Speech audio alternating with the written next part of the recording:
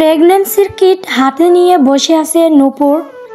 না, প্রেগন্যান্সির কিটটা নূপুরের নয়। টেবিলের উপর কে রেখে গিয়েছে সেই নিয়ে মাথায় প্রশ্ন ঘুরপাক খাচ্ছে। নূপুর ওর 1 মাসের মেয়ে নুরির দিকে তাকালো। হাত দলা পাকিয়ে মুখে পুরে গোল গোল চোখে চেয়ে আছে। অন্য সময় হলে নূপুর এগিয়ে গিয়ে কপালে অসংখ্য চুমু খেয়ে নিত, কিন্তু এখন মন টানছে না। নূপুর বিছানা থেকে ধীরে নেমে আলমারির দিকে এগিয়ে গেল। আলমারির ছোট্ট ড্রয়ার খুলে ওর প্রেগন্যান্সি কিটটা দেখল। জীবনের প্রথম মা হওয়ার আনন্দ লেগে আছে এতে।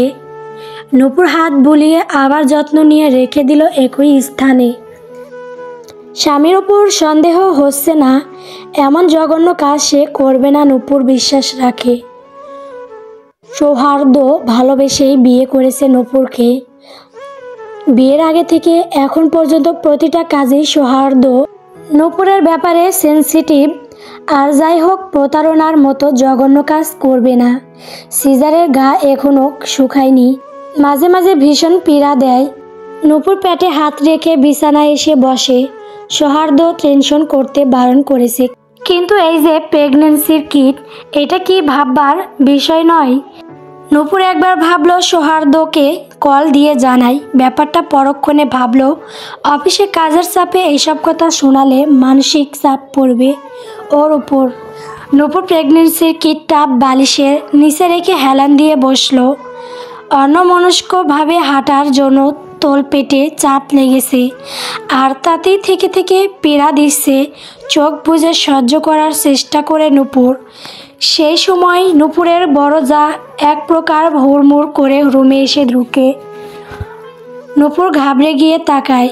বড় কিংবা ছোট দুজন যা এর মাঝে কাউকেই পছন্দ হয় না, দুজনেই একই রকম। কুবুদ্ধিতে তৈরি করে প্রয়োগে ওস্তাদ। অন্যের দুর্নাম বের করে মজা নেওয়ার ব্যাপারটা ওনাদের মাঝে বেশি পরিলক্ষিত। শাশুড়ি অসুস্থ, জয়েন্ট ফ্যামিলি হওয়া নূপুর উচিত কথা বলতে গিয়েও মাঝে মাঝে থেমে যায়, নয়তো এদের শেষ দেখে নিত। দুপুর হইতে চলল, তা এখনও পইরা ঘুমাইবা নাকি? রাত বিরতে কি ক্রিকেট খেলো? নূপুর জানতে ঠিক এভাবেই সম্বোধন করে বাজেভাবে হেনস্থা করবে। উত্তর দেওয়ার ইচ্ছে করছে না, তবুও কণ্ঠে খ্যাত নামিয়ে বলল, ঘুমাইনি, বসে আছি। কি বলবেন? উত্তরটা ওনার জুৎসহই হলো না। পান খেয়ে পিসকি সুরে বললেন, কয়দিন তুই শুইয়া বইসা থাকবা, কাজ কাম করও লাগতো না? নূপুর হেসে বলল, আপনারা আছেন তো আপা, আমি না হই ওই মাসে করব, এই মাসটা একটু রেস্ট নেই। আর যেইখানে সেইখানে পিসকি ফেইলেন না, পরিষ্কার করতে কষ্ট হয়। পরিষ্কার তো আমরাই করি, পরিষ্কার শিখাও নতুন কইরা। এত কাজ কাম সংসারে কেডা করে? তোমার মাই আইসা কইরা দিয়া যায়। আপা, মা বাবা তুলে আর একটা কথা বলবেন না, যা বলার আমাকেই বলুন। সংসার যেহেতু সবাই কম বেশি কাজ করে। উনি এগিয়ে গিয়ে টেবিলের কাছে দাঁড়ালেন, টেবিলে থাপ্পড় দিয়ে চটপট করে বেরিয়ে গেলেন। নূপুর চেয়ে দেখল ওনার আজাইয়া দেমাগ দেখতে নূপুরের বয়ে গেছে। সারাদিন খেয়েছো কিছু? মুখটা শুকিয়ে এইটুকুনি দেখাচ্ছে কেন? সৌহার্দ্য থামল, নূপুরের দিকে চেয়ে বলল, মন খারাপ কেন? কি হয়েছে? বালিশের নিচ থেকে প্রেগন্যান্সির কিটটা বের করে সৌহার্দ্যের হাতে এগিয়ে দিল। সৌহার্দ্য ব্রু কুঁচকে দেখল নূপুরের দিকে। যেই প্রশ্ন করতে যাবে তখনই মুখে হাত রেখে থামিয়ে দিল নূপুর। পেটে আলতোভাবে হাত রেখে দরজায় সিটকিনি তুলে ফেলে এসে বিছানায় পা তুলে বসল। সৌহার্দ্য উজবুকের মতো দেখছে সবটা, কিন্তু হিসাব মিলাতে পারছে না। নূপুর ধীরে বলল, যা বলবে আস্তে বলবে, একটা কথাও জোরে বলবে না কেমন? সৌহার্দ্য মাথা নাড়ালো, বিস্ময় নিয়ে বলল, এটা কি নূপুর? তোমার শরীরের কন্ডিশন ভালো না আবার বেবি? নূপুর মৃদু হাসল। সৌহার্দ্য এমন বাজে কাজ করবে না আস্থা ছিল, তা আর আছে। এই কিটটা টেবিলের ওপর কেউ রেখে গিয়েছে, আমি জানি না কে রেখে গিয়েছে। আমি ওয়াশরুম থেকে ফিরে এসে নূরের খাবার রেডি করতেই দেখি এটা টেবিলের ওপর। আমি তো আশ্চর্য হয়েছি, বলে বোঝাতে পারবো না। সৌহার্দ্য ভেবে বলল, কাউকে সন্দেহ করছো? কে রেখে যেতে পারে? নূপুর থামল, কিটের দিকে তাকিয়ে বলল, এর থেকে বেশি ভাবাচ্ছে আমাদের রুমে কেন কিটটা রেখে গেল। যে বা যারাই রাখুক, কি চাওয়া পাওয়া তাদের, কেউ আমাদের ক্ষতি করতে চাইছে না তো? সৌহার্দ্যের কপাল বেয়ে ঘাম ঝরছে। অফিস থেকে এসে শার্টটাও খুলে রাখেনি। চিন্তিত মুখে নূপুরের কপালে চুমু খেয়ে বলল, তোমার কি কোনোভাবে আমাকে সন্দেহ হচ্ছে? নূপুর চেয়ে দেখল সৌহার্দ্যকে, থেমে থেমে বলল, না, ওসব ভেবো না। তুমি আমায় কতখানি ভালোবাসো তা কি আমি জানি না? সৌহার্দ্য নিজের নিষ্পাপ মেয়েকে দেখল ঘুমিয়ে আছে। নূপুর তাড়া দিয়ে বলল, ফ্রেশ হও দ্রুত। কী সব বলে তোমার টেনশন বাড়িয়ে দিলাম আরও। পরের দিন কোনো কারণ ছাড়াই শ্বশুরমশাই রাগে চটপাট করতে লাগলেন। নূপুর জহুরি চোখে দেখছিল সবটা, কারণ খুঁজে পাচ্ছিল না। অসুস্থ শাশুড়ির বাবা মা তুলে যায় নয় তাই বলে গালাগাল দিচ্ছিল। বড় যা তাই দেখে মিটমিটিয়ে হাসছিলেন। নূপুরের একবার মনে হলো শাশুড়ির সতীনের মতো ব্যবহার করেন কেন বড় আপা? শাশুড়ি কিচ্ছুটি বললেন না, শুনলেন।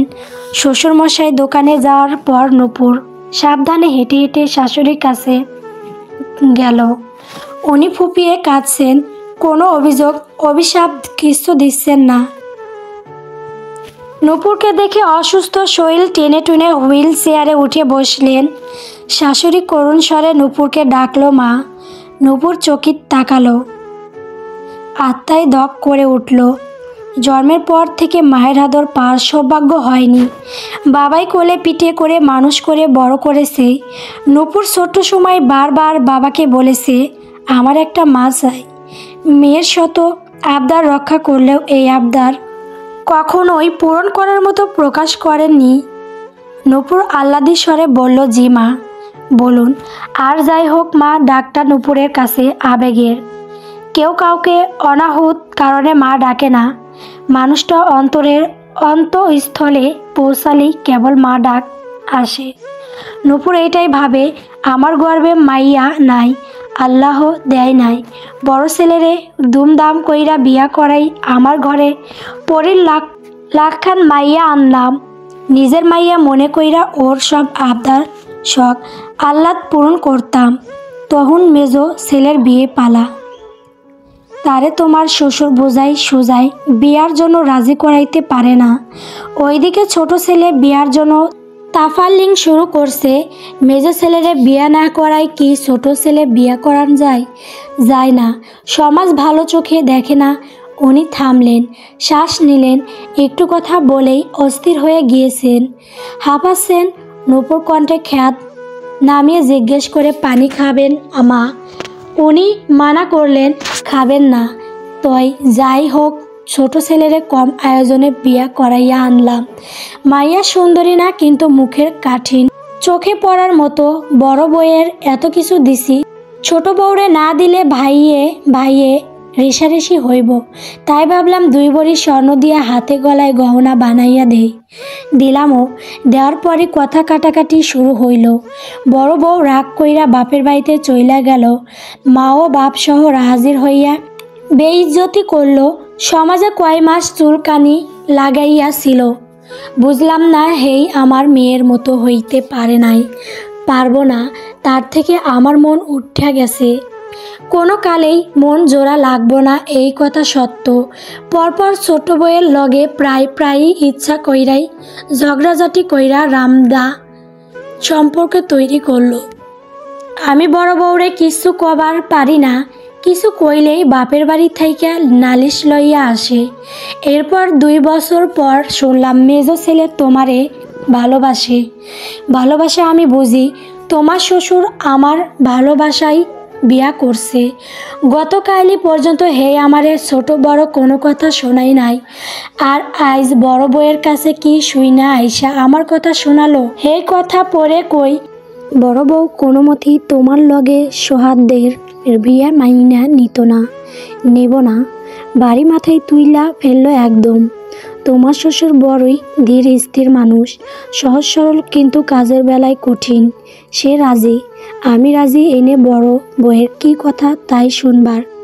লিগা বড় বউরে ডাক দিয়া নিয়া জিগাইল, আপনার বড় ছেলেরে ডিভোর্স দিয়া মেজো ছেলের কাছে বিয়া বসমু। আপনারা আমারে ঠকাইছেন, এতদিন পর্যন্ত একটা বাচ্চা দেবার পারল না।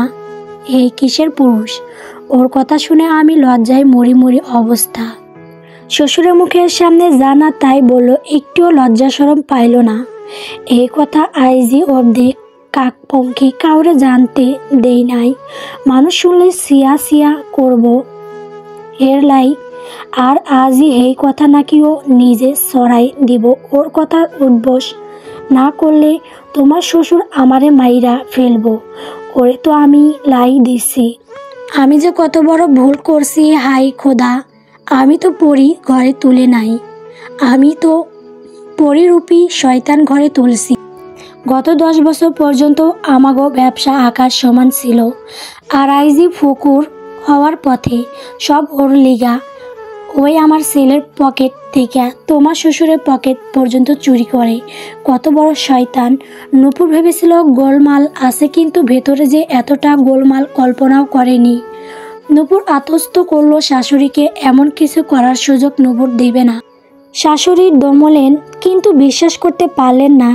আজই এই অসুস্থতাও বড় বউয়ের কার সাজিতে। এত কিছু ক্ষমা কি করে করা যায়? নূপুরের শাশুড়ি ভেবে পান না, এত বড় বাড়িতে একটা মাত্র বাবু নুরি, বড় যা আর ছোট জায়ের সন্তানাদি নেই।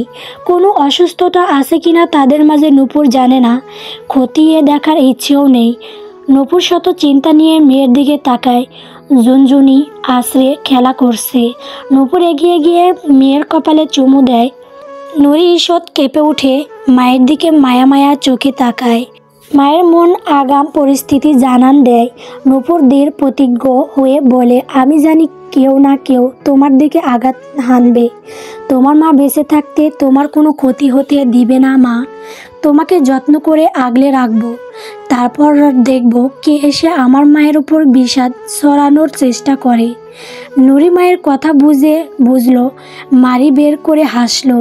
নূপুর এক মনে চেয়ে দেখলো স্নিগ্ধ হাসি। নিজের চোখে লেপ্টে থাকা কাজল থেকে কনিষ্ঠ আঙ্গুল ছুঁয়ে নিয়ে নুরির কপালে নজরফোঁটা লাগিয়ে দিল। পেটের চিনচিনে ব্যথা অপশম হওয়ার নাম নেই, দিন দিন বেড়েই চলছে। রোগ টান ধরে ব্যথায় আত্মা ধরে যাওয়ার উপক্রম হয়। প্রতিনিয়ত ব্যথা নূপুর সহ্য করতে পারে না। এই সময়টাই যখন পুরো দমে বিশ্রাম প্রয়োজন, সেখানেই টুকটাক কাজ করেই যেতে হচ্ছে।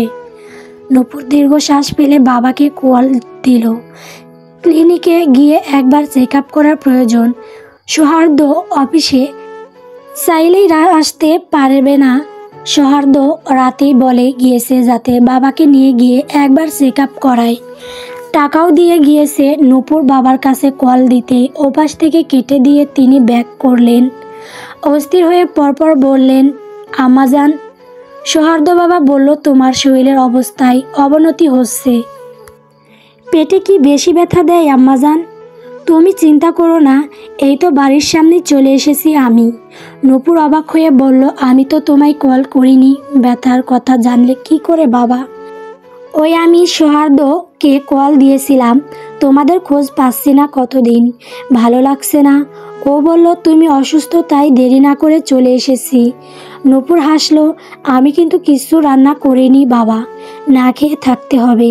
খেয়ে এসেছো বাবা? উনি হো হো করে হাসলেন। আমার পাগলি মেয়ে, এই অবস্থায় আমি আমার মেয়েকে চাপে ফেলবো বুঝি? আমি নিজের হাতে তোমার জন্য রান্না করে এনেছি। আমি বাড়ির সামনেই আম্মাজান, রাখি। নূপুর ছোট্ট করে বলল, ফোন কল কেটে যাওয়ার টুট টুট শব্দ হলো। আবেগ এসে চোখে উপসে পড়ছে, চোখ জ্বলে টুইটুম্বুর। নূপুর হাতের উল্টো পিঠ দিয়ে মুছে নিল। ধীরে ধরা গলায় উচ্চারণ করলো, ভালোবাসি বাবা। 10 মিনিট পরেই নূপুরের বাবা বাড়িতে পৌঁছালেন। বিআইয়ের সাথে দোকান থেকেই দেখা করে এসেছেন। তার প্রথমেই বাড়িতে এসে বিয়ানির ঘরে গেলেন। দেখা সাক্ষাৎ করে নূপুরের কাছে এলেন। নূপুর নুরিকে নতুন জামা পরিয়ে সাজাচ্ছিল, আর সাজা হলো না। নূপুরের বাবা নাতনি নাতনি নানা ভাই বলে কোলে তুলে নিলেন পরম আদরে, চোখে মুখে অসংখ্য চুমু এঁকে দিলেন। ছোট্ট নুরিও নানার আদর পেয়ে খিলখিল করে হেসে যাচ্ছিল। নূপুরের বাবা থামলেন, নূপুরকে ডেকে বললেন, তোমার বড় আপাকে তো দেখলাম না। ছোট জনও নেই, দুজনই বাড়িতে নেই আম্মা যান। নূপুর কাঁথা বাস করে গুছিয়ে রাখতে রাখতে বলল, হ্যাঁ আপারা বাপের বাড়ি গিয়েছে, আজই তো চলে আসার কথা। কখন যে আসবে? ও আচ্ছা, তুমি খেয়ে রেডি হয়ে নাও আম্মা যান। সকালে খেয়েছো কিছু? হ্যাঁ রুটি খেয়েছি, শাশুড়ি সকালে ভাত খাই না তাই রুটি করেছিলাম, সৌহার্দ্য হেল্প করেছে, আমি শুধু রুটি বেলে দিয়েছি। নূপুরের বাবা আগে চোখ পাকিয়ে তাকালেও সৌহার্দ্যের কথা শুনে শান্ত হলেন, স্বস্তি পেলেন। আর যাই হোক, জামাই সদয় তো আছে। প্রথমে হাসপাতালে পরিচিত ডাক্তারের কাছে গিয়ে পরামর্শ নিয়ে পরে নূপুরের বাবার জড়াজড়িতে আবার ক্লিনিকে চেক আপ করাতে যেতে হয়। দুজনের একই পরামর্শ, বিশ্রাম করতে হবে, পুষ্টিযুক্ত খাবার খেতে হবে, ভারী কাজ করা যাবে না একদমই। এগুলোর একটাও হবে না, নূপুর ভালো করেই জানে। চেক আপ শেষে ক্লান্ত শরীরে বাড়িতে ফিরল নূপুর আর ওর বাবা। একজাস্ট ঘর বিদায়, তালা চাবি ব্যবহার করাতে বেমানান লাগে নূপুরের কাছে, তাই তালা দিয়ে যায়নি।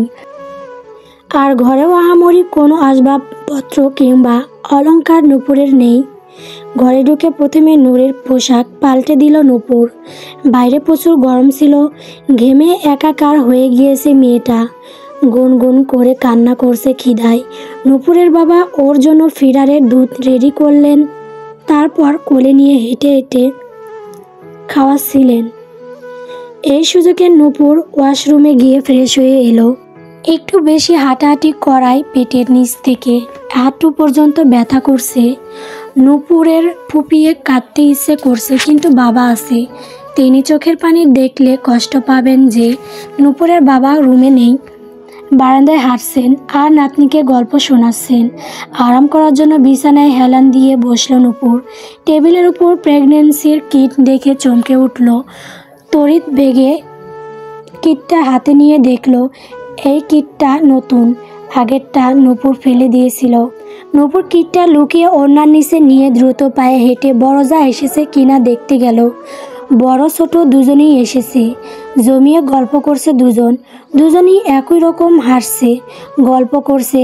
কার উপর সন্দেহ করা উচিত নূপুর ভেবে পায় না। একবার বড়জাকে দেখে আরেকবার ছোট যাকে, কারো মুখ দেখে বোঝাবার উপায় নেই কে প্রেগনেন্সির কিট নিয়ে খেলা করছে। বড়জা ঈষৎ ব্রু কুচকে বলল, তা শুনলাম ডাক্তার দেখাইতে গেছিলা, হ্যান থেকে ফিরাই এত দূর ঝাঁপ করতেছো। ডাক্তার তুই কি কাম কাজ করার জন্য কইছে, মিশা না কইয়া সত্য কও। নূপুর তখনও দেখেই যাচ্ছে, রাগে মাথার রগ দপ করছে। এই মুহূর্তে যদি জানতে পারতো কে এমন জঘন্য কাজ করার চেষ্টা করছে, একদম ছিঁড়ে ফেলতো তাকে। নূপুর রাগ চিবিয়ে নিয়ে হজম করার চেষ্টা করলো। আর যাই হোক, প্রমাণ ছাড়া কাউকে দোষ দেওয়া অন্যায়।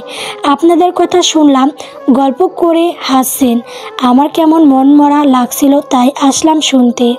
আপনারা বোধ করি খুশি হননি, তাই পরে কোনো সময় আসবনি। কোনো কথার সুযোগ না দিয়ে ফির হন করে চলে আসলো নূপুর। কী থেকে কি হচ্ছে, কে কি করতে চাইছে বোধগম্য হচ্ছে না। নূপুরের বাবা নাতনিকে শুইয়ে দিলেন, নানার কোলে ঘুমিয়ে গিয়েছে। দুপুর গড়িয়ে বিকেল হতে চলল, ক্ষুধা লাগে নাই আম্মাজান? নূপুর চেয়ে দেখলো, মনে মনে বলল, ক্ষুধা লাগেনি, রাগ লাগছে ভীষণ। এই কালপ্রিটকে নিজ হাতে ধরা না পর্যন্ত শান্তি লাগবে না। নূপুরের বাবা হাত ধুয়ে একটা বাটিতে ভাত বেড়ে নিয়ে নূপুরের সামনে চেয়ার টেনে বসলেন, সুন্দর করে মাখিয়ে নূপুরের মুখের সামনে ধরলেন। নূপুর না করতে পারল না, মুখে পুরো নিল অকপটে। অস্পষ্ট স্বরে বলল, মজা হয়েছে ভীষণ। নূপুরের বাবা হাসি হাসি মুখে আবারও খাইয়ে দিলেন। গল্প বিষাদের সুর।